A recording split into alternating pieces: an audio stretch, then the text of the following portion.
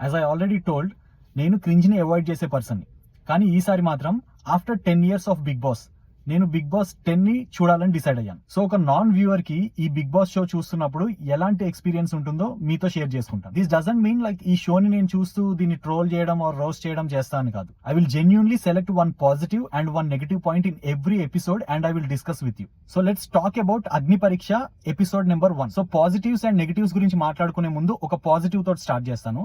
అదేంటంటే last time ఎప్పుడైతే ఈ అగ్ని పరీక్ష స్టార్ట్ అయిందో ఇందులోంచి ఎవరైతే ఒక కామన్ మ్యాన్ సెలెక్ట్ అయ్యి బిగ్ బాస్ లోకి వెళ్లారో ఆ పర్టికులర్ పర్సనే బిగ్ బాస్ టైటిల్ విన్నర్ అయ్యాడు.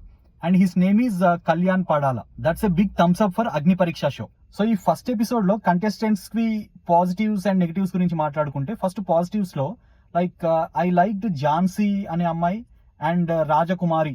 So these two ladies like their stories కానీ దేర్ స్ట్రగల్ కానీ like everything I literally liked it and there should be like 3 greens. So negative points గురించి వస్తే judges are little harsh regarding Uppal Balu. So usual గా like మిగతా participants ఎవరైతే contestants అంటున్నారో like డబ్బు కోసం అండ్ ఫేమ్ కోసం వచ్చామని క్లియర్ గా చెప్తున్నారు. వాళ్ళకి గ్రీన్ ఇచ్చి లోపలికి పంపించారు.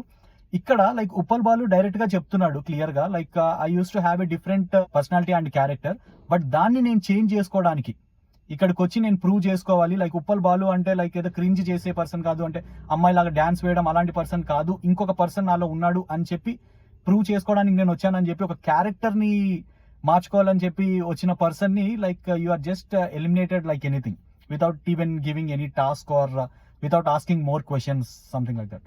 So literally I felt like that's a bad decision from judges. So that is one big negative for first episode.